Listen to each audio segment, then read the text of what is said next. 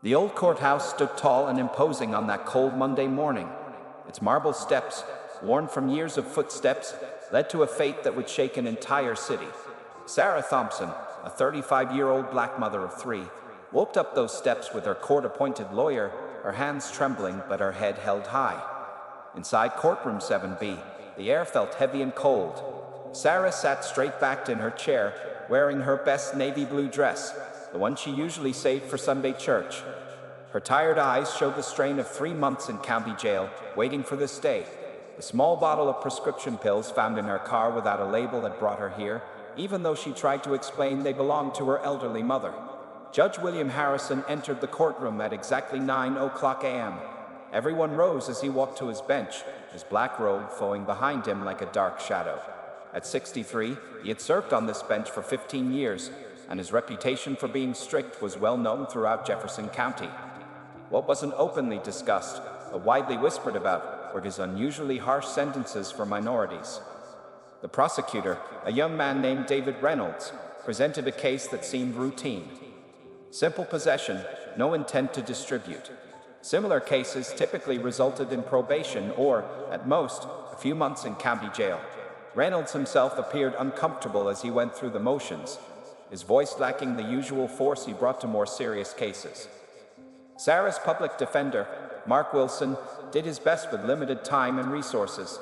He spoke about Sarah's clean record, her volunteer work at the local food bank, and her role as the primary caregiver for her 3 children, Michael, 14, Lisa, 11, and James, 8.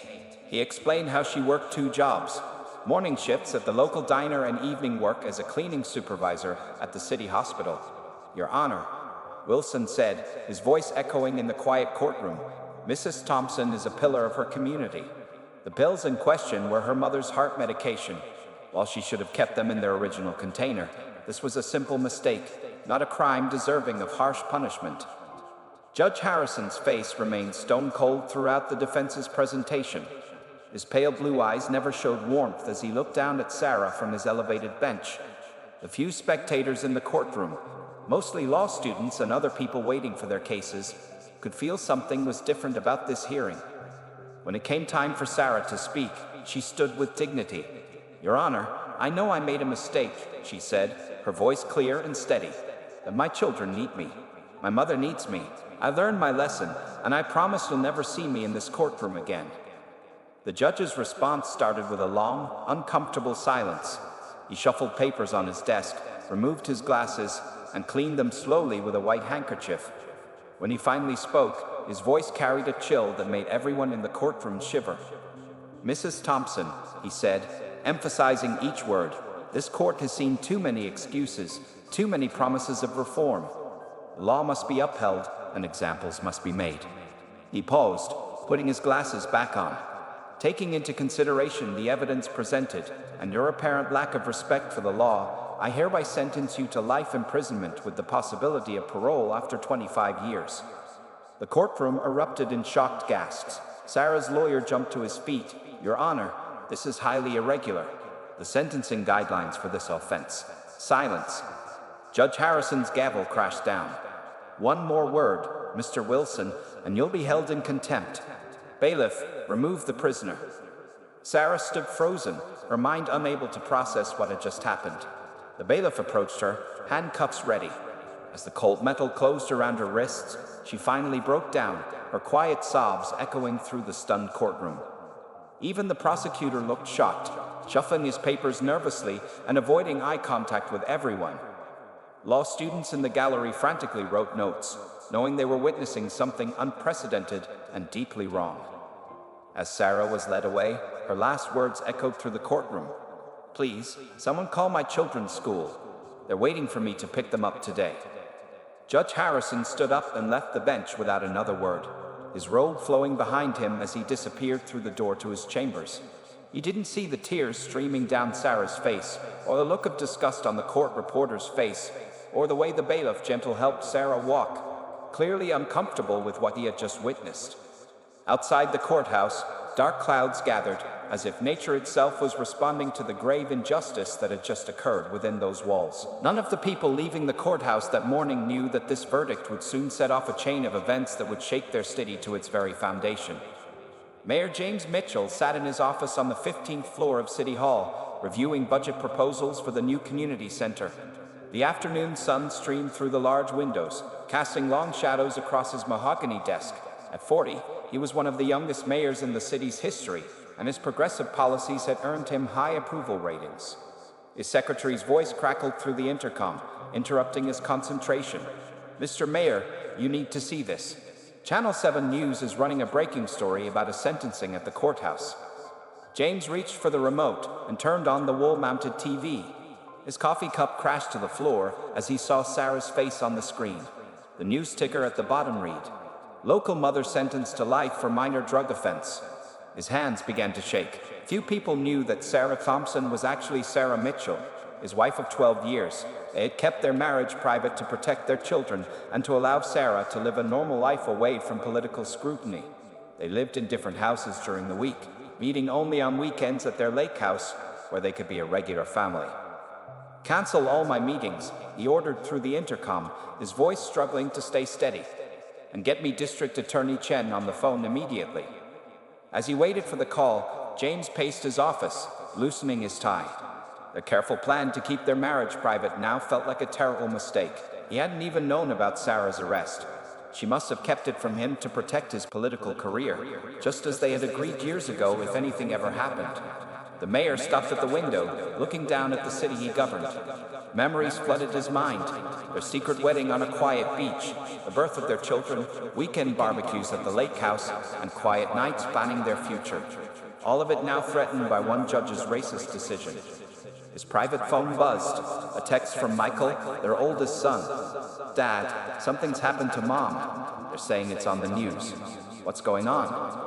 Before he could reply, District Attorney Rachel Chen's call came through. "James," she said, skipping formal greetings, "I just heard. This is completely irregular. Harrison has gone too far this time." "Rachel," James's voice was tight with emotion, "I need you to understand something. Sarah Thompson, she's my wife." The silence on the other end lasted several seconds. "You're what?" Rachel finally managed. "How is that possible? We've worked together for 3 years. We kept it private to protect our family," James explained, sinking into his chair. "But now I have to go public. I can't let her spend 25 years in prison for carrying her mother's heart medication in the wrong bottle." Rachel's legal mind was already working. This changes everything. Harrison has no idea he just sentenced the mayor's wife to life in prison. The press will have a field day when they find out. But more importantly, this level of sentencing for a first-time minor offense. James, this could expose years of his discriminatory practices. A knock at the door interrupted them. James's chief of staff, Tom Wilson, entered with a stack of papers. "Sir, we've got reporters gathering in the lobby. Someone leaked that you canceled all your meetings after the Thompson sentencing. They're asking questions." James straightened his tie and stood up. In that moment, he wasn't just a worried husband. He was a mayor preparing for battle. "Rachel, start reviewing Harrison's past cases. I want every instance of racial bias documented. Tom, call a press conference for 5 p.m. today. It's time everyone knew the truth." As his team sprang into action, James opened his desk drawer and pulled out a small photo. It showed him Sarah and their children at the lake house last summer, all smiling, happy, and free. He touched Sarah's face in the picture gently. "I'm going to make this right," he whispered. "I promise." The afternoon sun continued to shine through the windows of City Hall, but storm clouds were gathering on the horizon. In just a few hours, Mayor James Mitchell would step up to a podium and shock the city with a truth that would set in motion events none of them could predict. In her cell at the county jail, Sarah had no idea that her husband was about to risk everything, his career, their privacy, a carefully built life, to save her from a justice system that had failed her.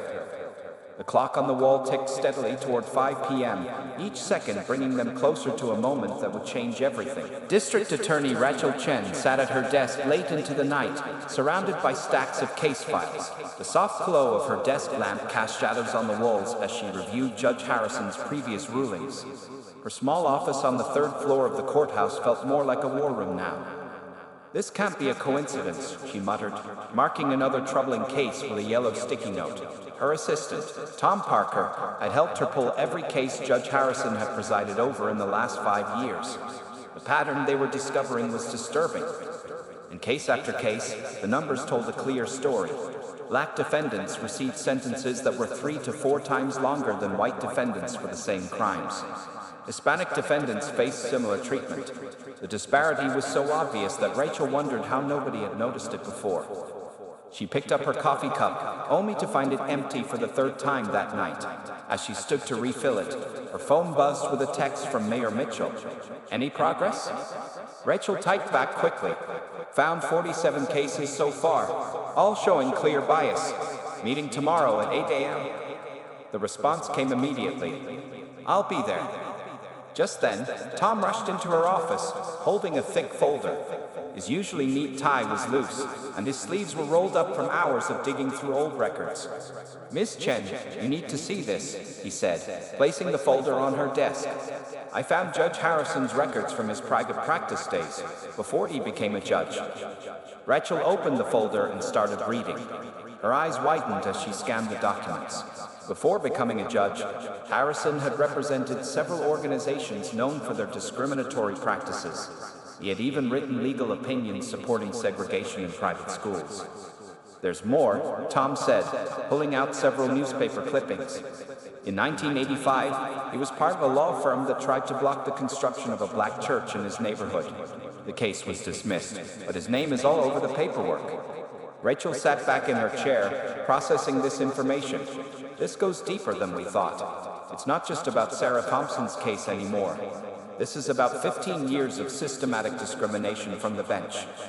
She picked up her phone and called Judge Martinez, the head of the Judicial Review Board. Despite the late hour, he answered on the second ring. "David, I'm sorry to call so late, but this can't wait. We have evidence of long-term judicial misconduct by Judge Harrison. I need an emergency hearing." While she talked, Tom continued sorting through files, occasionally passing her sticky notes with important details.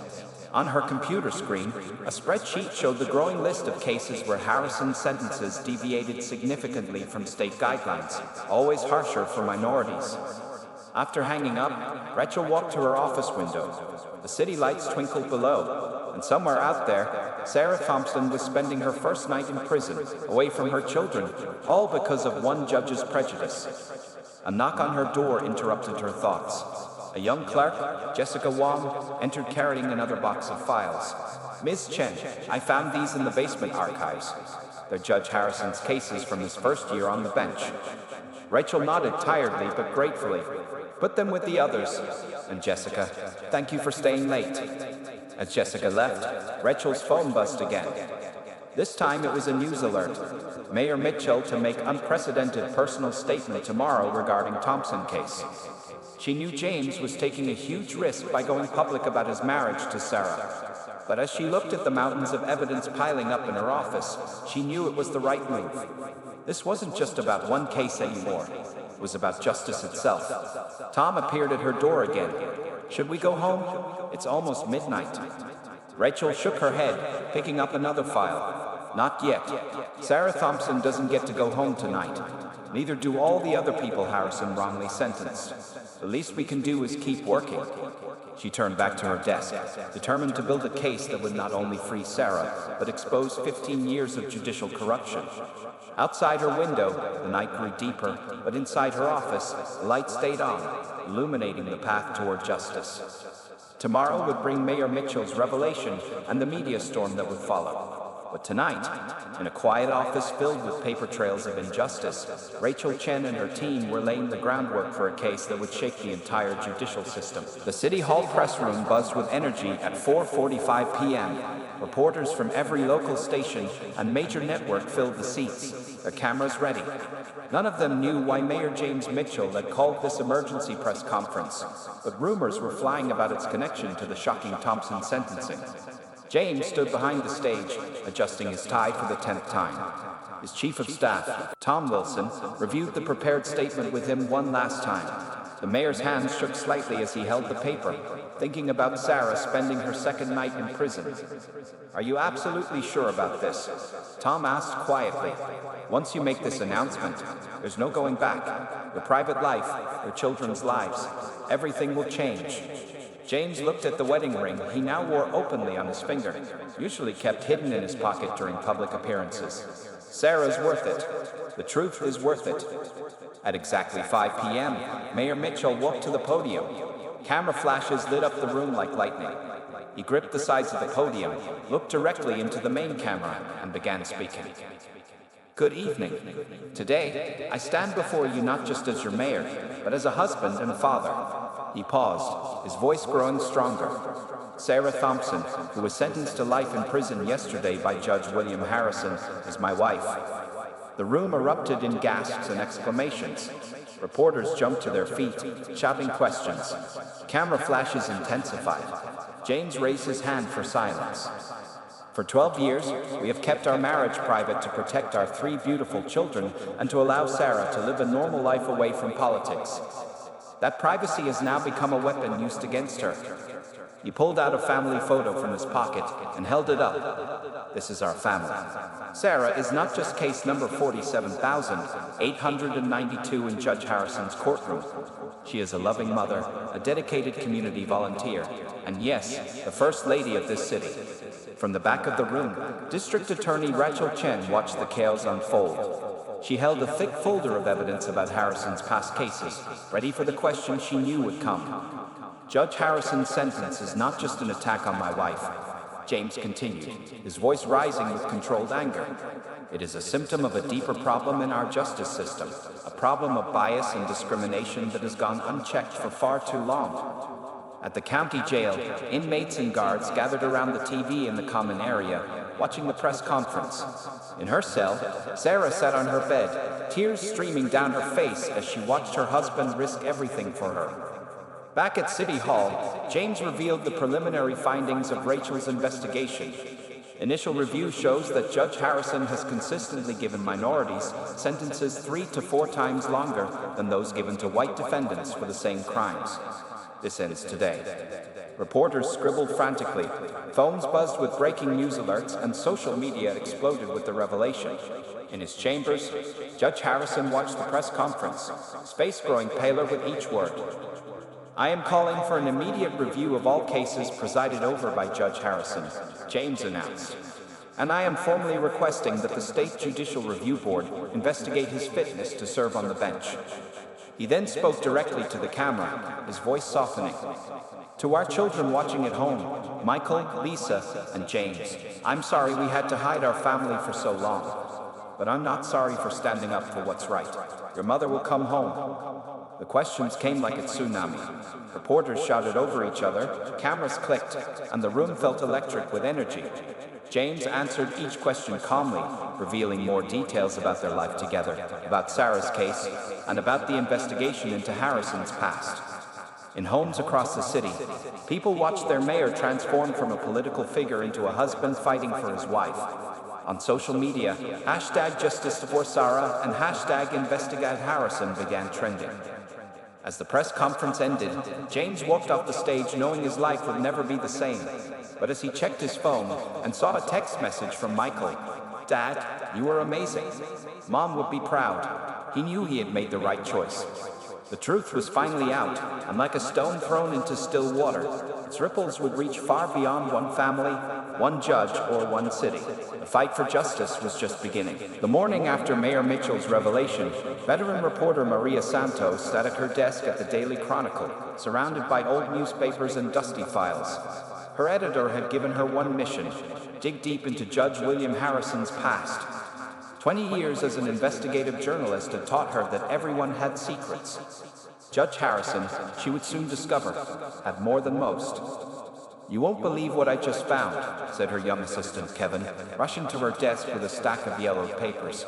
They were membership records from an exclusive country club from the 1990s. Judge Harrison's name appeared not just as a member, but as board chairman during a time when the club openly refused membership to minorities. Maria adjusted her reading glasses and started typing on her computer. The story was coming together piece by piece, like a dark puzzle. Her phone buzzed constantly with tips from people who had encountered Harrison over the years. A retired courthouse clerk called with stories about Harrison's early days as a judge. He used to make racist jokes in his chambers. The clerk whispered, fear still in his voice after all these years. Nobody said anything because he had too much power. By midday, Maria's office wall looked like a detective's investigation board. Photos, newspaper clippings, and sticky notes connected Harrison's past activities with red string. The pattern was clear. Decades of discrimination hidden behind a judge's robe. Look at this, Kevin said, pointing to his computer screen. He had found Harrison's college yearbook online. In it, a young Harrison posed proudly with a fraternity known for its racist policies. The caption under the photo read, "Keeping Traditions Alive." Maria's biggest breakthrough came when an anonymous email arrived. It contained scanned copies of private letters Harrison had written to various organizations in the 1980s. In one letter, he argued against integrating local schools. In another, he supported policies to keep certain neighborhoods pure. Print these, Maria told Kevin, her hands shaking slightly, and call Judge Harrison's office for comment. They need to know what's coming. At the courthouse, Harrison sat in his chambers, watching his career crumble. His phone hadn't stopped ringing since Mayor Mitchell's press conference. Now reporters were asking questions about his past that he had worked hard to keep buried. His secretary knocked on the door. "Sir, the Daily Chronicle is calling. They have some questions about your involvement with the Pine Valley Country Club in 1992. Harrison's face went pale. He remembered those board meetings, the votes to keep people out, the careful wording they used to hide their real reasons. He never thought those records would surface. Back at the Chronicle, Maria received more documents from other journalists joining the investigation. A reporter in Chicago found cases from Harrison's time as a lawyer, showing a pattern of taking cases that involved defending discriminatory practices. A journalist in Atlanta discovered his connections to organizations known for promoting racial segregation. Kevin rushed in again, this time with printouts from social media. People were sharing their own experiences with Harrison. A black law student described how Harrison had questioned her presence in his courtroom, assuming she was a defendant rather than a legal intern. A Hispanic attorney recalled Harrison mocking his accent during a trial. "We're ready to publish," Maria told her editor, laying out the evidence. "This goes beyond Sarah Thompson's case. Harrison has been using his power to hurt minorities for decades." The editor reviewed the story carefully. It would take up the entire front page of tomorrow's paper. The headline would read, "Judge Yee's Dark Past, 3 decades of discrimination uncovered." As the story went to print, Maria looked out her office window at the courthouse across the street. Harrison was still inside, probably trying to figure out how to save his reputation. But the truth, hidden for so long, was finally breaking free. Her phone buzzed one last time that day. It was a text from Sarah Thompson's teenage son, Michael. He had found her number and sent a simple message. "Thank you for telling the truth about the man who took my mom away." Maria wiped a tear from her eye and began packing up her files. Tomorrow, the city would wake up to the full story of Judge Harrison's past. His carefully built image as a respected judge would crumble under the weight of his own prejudices. In her cell, Sarah Thompson slept peacefully that night, unaware that the next morning's newspaper would change everything. The truth, like sunlight, was about to disinfect decades of hidden darkness in their city's justice system. The morning after the Daily Chronicle's explosive story about Judge Harrison's past, the streets around the courthouse transformed into a sea of peaceful protesters. People from every neighborhood in the city gathered, holding signs that read "Justice for Sarah" and "No room for racist judges." Reverend Marcus Johnson, a respected community leader, stood on the courthouse steps addressing the growing crowd. A At 65, he had seen many protests, but this one was different. White, black, Hispanic, Asian. People from all backgrounds stood shoulder to shoulder. Today, we aren't divided by race or wealth. His voice boomed through the megaphone. We are united by something stronger, our demand for justice. Among the protesters, Michael Thompson Mitchell, Sarah's 14-year-old son, stood with his siblings and their grandmother. He held a sign showing a family photo with the words, "We need our mom home." News cameras focused on the children, their faces becoming powerful symbols of the injustice. Lisa Chen, a local restaurant owner, had closed her business for the day to join the protest. She handed out water bottles and sandwiches to protesters, remembering how Sarah used to come to her diner every morning for coffee before work. She always had a kind word for everyone, Lisa told a reporter. Now it's our turn to stand up for her. Inside City Hall, Mayor James Mitchell watched the gathering crowd from his window. His phone buzzed with messages of support from mayors across the country. Even the governor had called, expressing concern about the situation. "Sir," his assistant interrupted, "Reverend Johnson is here with some community leaders. They have a proposal." The meeting room quickly filled with religious leaders, civil rights activists, and business owners. They presented the United Front, a citywide boycott of the judicial system until Harrison was removed and Sarah's case was reviewed. "We'll postpone all non-emergency cases," said attorney Mark Wilson. "Every lawyer who believes in justice will stand with us." At the county jail, Sarah watched the protests on TV in the common room. Other inmates gathered around her, offering support. Even the guards seemed different today, some quietly expressing their hope that she would get justice. Back outside, the crowd had grown to thousands. Students from local colleges arrived with new energy and creative signs. "Judge Harrison, history will judge you, and injustice anywhere is a threat to justice everywhere," bobbed above the crowd. Mrs. Peterson, Sarah's 70-year-old neighbor, sat in her wheelchair at the protest, holding a simple sign. She was taking my heart medicine. Her presence touched hearts and reminded everyone that Sarah's crime was an act of kindness. Social media exploded with support. #JusticeForSarah trended nationwide. Videos of the peaceful protests went viral. Celebrity activists shared the story, bringing national attention to the small city's fight for justice.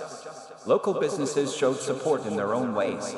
The coffee shop where Sarah worked put up a huge "Reserved for Sarah" sign on her usual table. The hospital where she worked nights displayed a banner reading, "We stand with Sarah," across its entrance. As evening approached, the protest transformed into a candlelight vigil. Thousands of lights flickered in the growing darkness, each flame representing hope for change. Rabbi David Stern stood with Imam Ahmad Hassan and Reverend Johnson, their united presence sending a powerful message.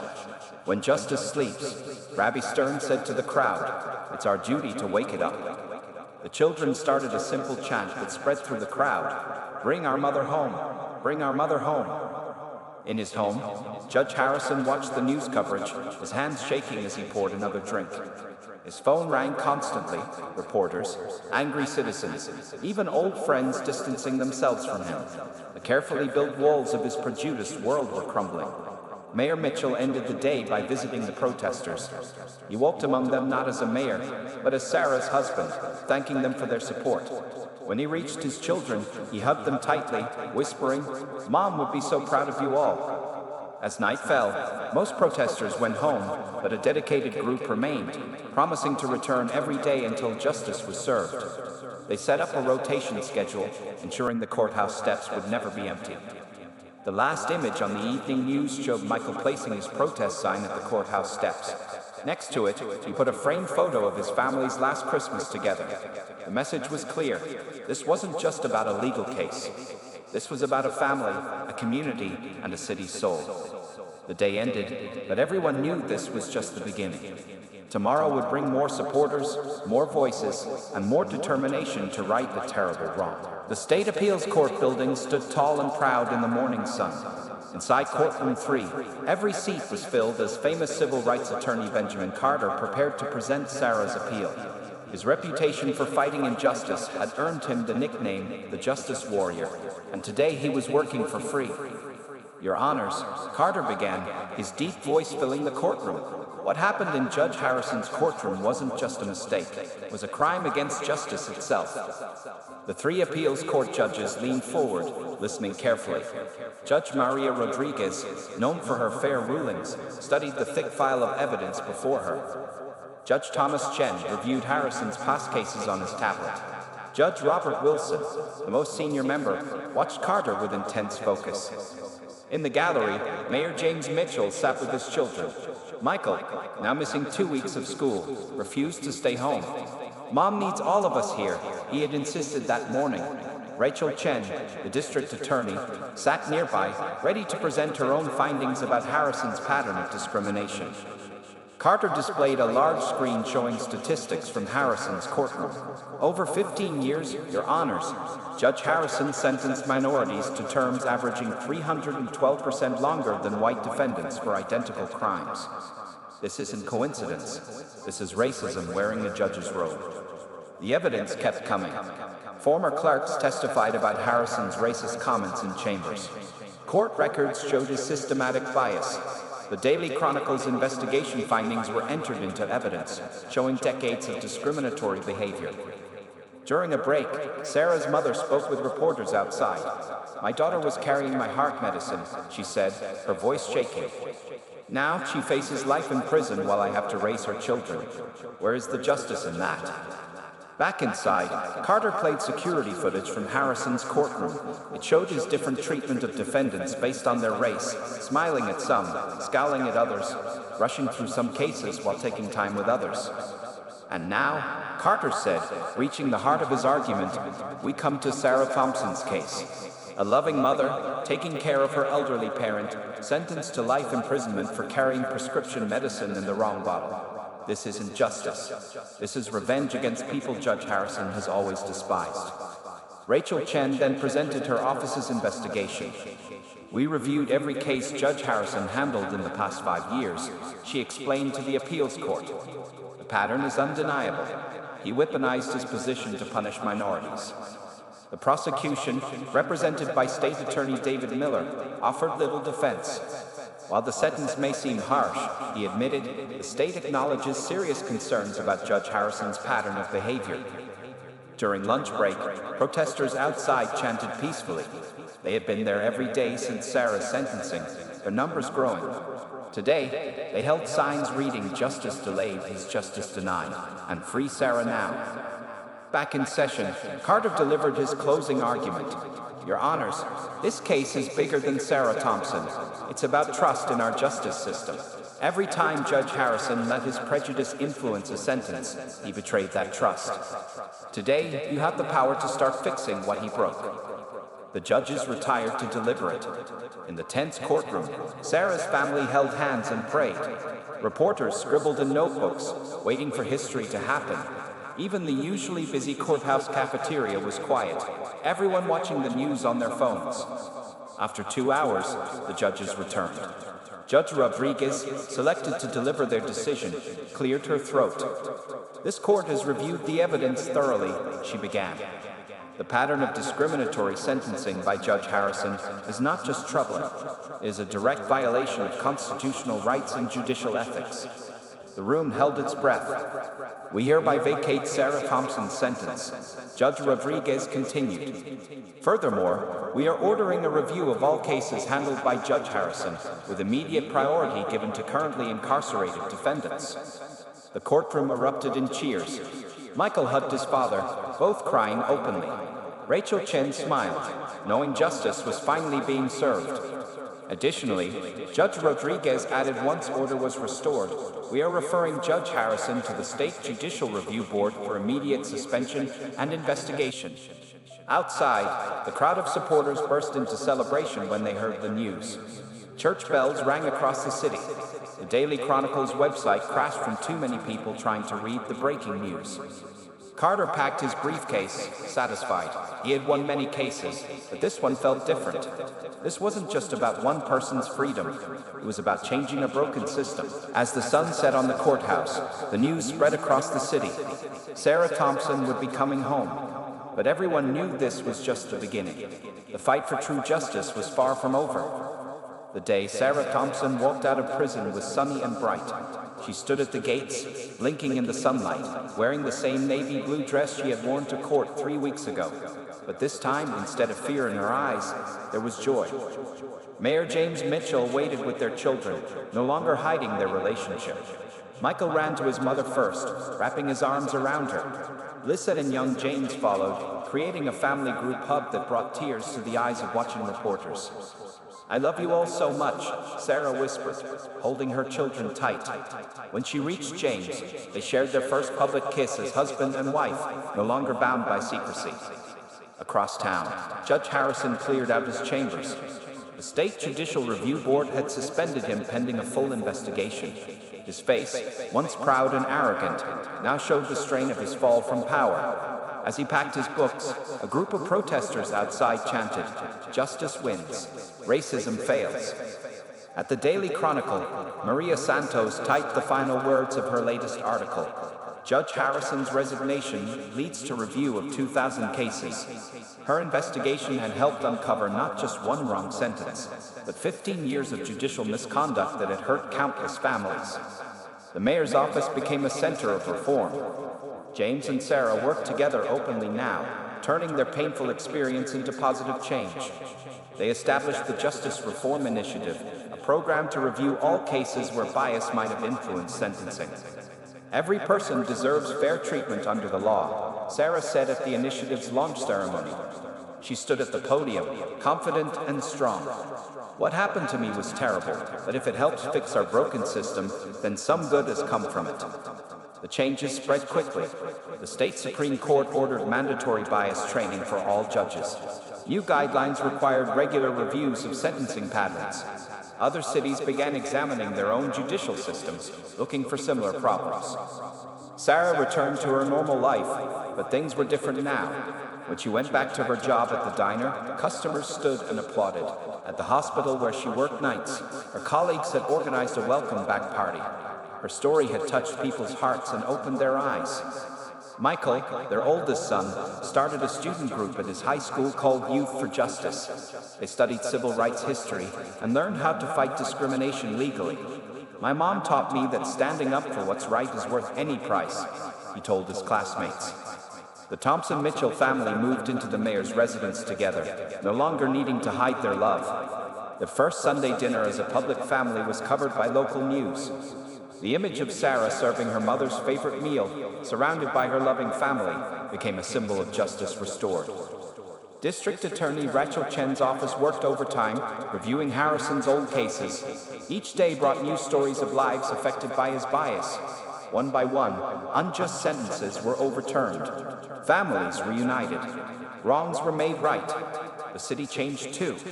People who had never thought about judicial bias before now paid attention to court proceedings. Community groups organized court-watching programs. Citizens demanded transparency from their judges. At the lake house where the family used to hide their weekends together, they now hosted public gatherings. Sarah started a support group for families affected by judicial bias. "We're not hiding anymore," she told them. "We're fighting for change together." 1 month after her release, Sarah stood again on the courthouse steps. This time, she wasn't a defendant but a speaker at a justice reform rally. Looking out at the crowd, she saw faces of all colors united in the cause of fairness. "My story had a happy ending," she said, her voice strong and clear. "But there are many others still waiting for justice. Our work isn't finished until every person who comes into these courts is judged by their actions, not their race." James watched his wife speak, proud of her strength and dignity. Their private love had become a public force for change. Their children sat nearby, no longer afraid to show the world who they were. As the sun set on the courthouse that evening, Sarah and James walked home hand in hand, their children running ahead. They passed the diner where she still worked morning shifts, a hospital where she still helped on nights, and the community center where she now taught others about their rights. The city had changed, a system had been shaken, justice had been restored, and a family that once hid in the shadows now walked proudly in the light, showing others the way toward a fairer future. "We did it," Sarah whispered to James as they reached home. "We really did it." "No," he replied, squeezing her hand. "We're just getting started."